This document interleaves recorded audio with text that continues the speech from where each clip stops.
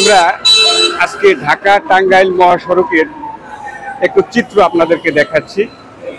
এই চিত্রটা হচ্ছে, এই রাস্তাটা হলো, এই রোডটা হলো একটি 4 লেনের রোড, 4 লেন রাস্তা। এটা 4 লেন করা হয়েছে। এটি একটি মহাসড়ক, ঢাকা টাঙ্গাইল মহাসড়ক।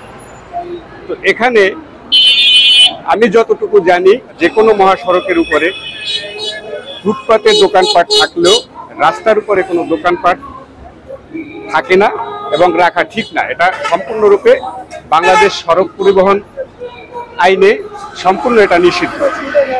তারপরেও দেখা গেছে যত্রতত্র, এই যে কাঁচা বাজার দেখতে পাচ্ছেন, এখানে কাঁচা বাজার মিলিয়ে বসা হচ্ছে। এখানে এই রাস্তার উপরেই এই কাঁচা বাজারটা এখানে বসেছে, খোদ রাস্তার উপরে। এটি কিন্তু জাস্ট আপনার ফুটপথে নাই, খোদ রাস্তার উপরে এই যে কাঁচা বাজার মিলিয়ে বসছে। এখানে একটি অ্যাপেক্স ফুটওয়্যার ফ্যাক্টরি আছে। উপরে রাস্তার উপরে বিভিন্ন গার্মেন্টস আছে। এখানে গার্মেন্টসের কর্মীরা বা বিভিন্ন সড়কের বিভিন্ন যাত্রীরা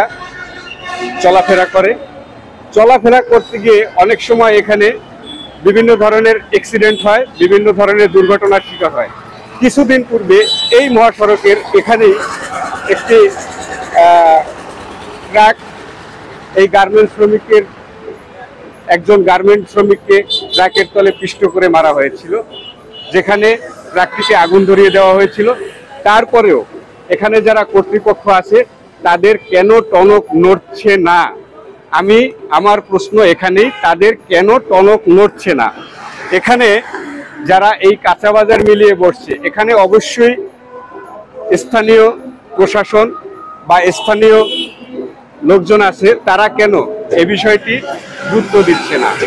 তাহলে আমরা কি ধরে নিচ্ছি? এগুলো কার ছত্র ছায়ায় এবং কার মদদে এখানে দোকানপাট বসানো হচ্ছে? এগুলো কি প্রশাসন চোখে দেখছে না? এগুলো কি প্রশাসন দেখেও না দেখার ভান করে চলে যাচ্ছে?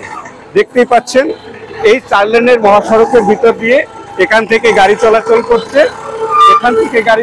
করছে, অথচ পাশে কাঁচা বাজার বসে আছে।